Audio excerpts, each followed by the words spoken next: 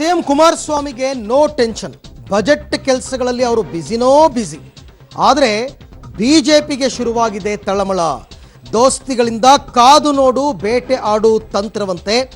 Operation ಕಮಲ ನಡೆದರೆ reverse operation ಪಕ್ಕಾ ಅಂತೆ. ಹಾಗಾಗಿನೇ ರೆಡಿಯಾಗಿದೆ ದೋಸ್ತಿಗಳ ಗಾಲಕ್ಕೆ ಸಿಲುಕಿದವರ ಲಿಸ್ಟ್. ದೋಸ್ತಿಗಳ ಲಿಸ್ಟ್ನಲ್ಲಿ ಯಾರ್ಯಾರು ಇದ್ದಾರೆ? ಪಬ್ಲಿಕ್ ಟಿವಿಯ ಎಕ್ಸ್ಕ್ಲೂಸಿವ್ ಸುದ್ದಿ ಕೆಲವೇ ಕ್ಷಣದಲ್ಲಿ.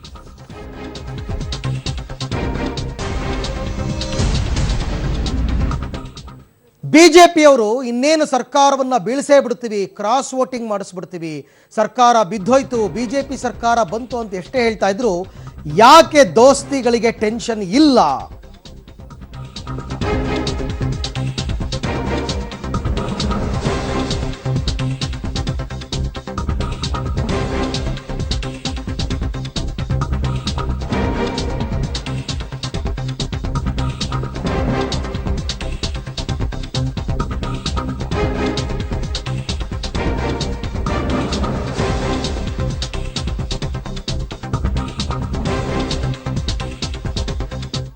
ಓಕೆ, ಕುಮಾರಪಾಳ್ಯಕ್ಕೆ ನಾನು ಆಗಿಂದ ಹೇಳ್ತಾ ಇದ್ದೀನಿ ಯಾಕೆ ಟೆನ್ಷನ್ ಇಲ್ಲ.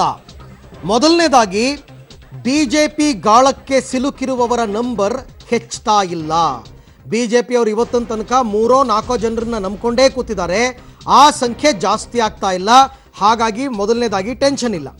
ಎರಡನೇದಾಗಿ ಕಮಲ ಕೆಸರಲ್ಲಿ ಸಿಲುಕೋರು 3 ಮತ್ತೊಬ್ಬರು ಅಷ್ಟೇ. ಹೇಳಿದ್ನಲ್ಲ, 3 ಮತ್ತೊಬ್ಬರು ಅಂದರೆ 4 ಜನ ಆಗಿರ್ಬೋದು. ಮೂರನೇದಾಗಿ ಇವರು ಕೂಡ ರಾಜೀನಾಮೆ ನೀಡೋವರೆಗೂ ಖಾತ್ರಿ ಇಲ್ಲ. ಯಾಕೆ ಅಂದರೆ ಈಗಾಗಲೇ ಉಮೇಶ್ ಜಾಧವ್ ಅವರು ಯೂ ಟರ್ನ್ ಹೊಡೆದಿದ್ದಾರೆ. ಹಾಗಾಗಿ ರಮೇಶ್ ಜಾರಕಿಹೊಳಿ, ಉಮೇಶ್ ಜಾಧವ್ ಇವರೆಲ್ಲ ರಾಜೀನಾಮೆ ಕೊಡ್ತಾರಾ ಇಲ್ವಾ ಅಂತಕ್ಕಂಥದ್ದು.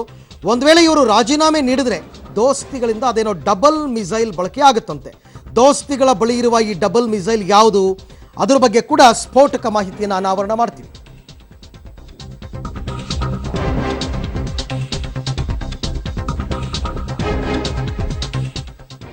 ಹಾಗಾದರೆ ದೋಸ್ತಿಗಳ ಬಳಿ ಇರತಕ್ಕಂಥ ಈ ಡಬಲ್ ಮಿಸೈಲ್ ಯಾವುದು?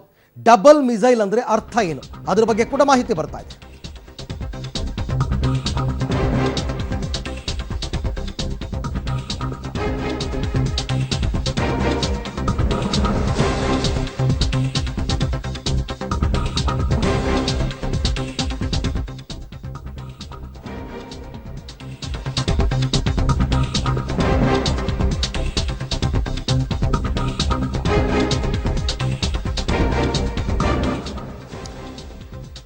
ಓಕೆ, ದೋಸ್ತಿಗಳ ಬಳಿ ಇರುವ ಈ ಡಬಲ್ ಮಿಸೈಲ್ ಹಾಗಾದರೆ ಯಾವುದು?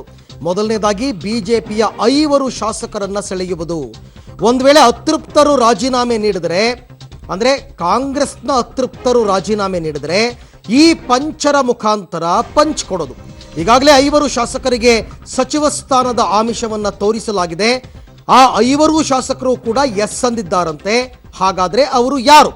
ಮೈಸೂರು, ಚಾಮರಾಜನಗರ, ಚಿಕ್ಕಮಗಳೂರಿನ ತಲಾ 1 ಶಾಸಕರು, ಉತ್ತರ ಕನ್ನಡ ಮತ್ತು ಕೊಪ್ಪಳ ಜಿಲ್ಲೆಯ ತಲಾ 1 ಬಿಜೆಪಿ ಶಾಸಕರಿಗೆ ಗಾಳ ಹಾಕಲಾಗಿದೆ. ಎರಡನೇದಾಗಿ ಅತೃಪ್ತರು ರಾಜೀನಾಮೆ ನೀಡಿದರೆ ಪಕ್ಷಾಂತರ ನಿಷೇಧ ಕಾಯ್ದೆಯನ್ನು ಬಳಕೆ ಮಾಡೋದು.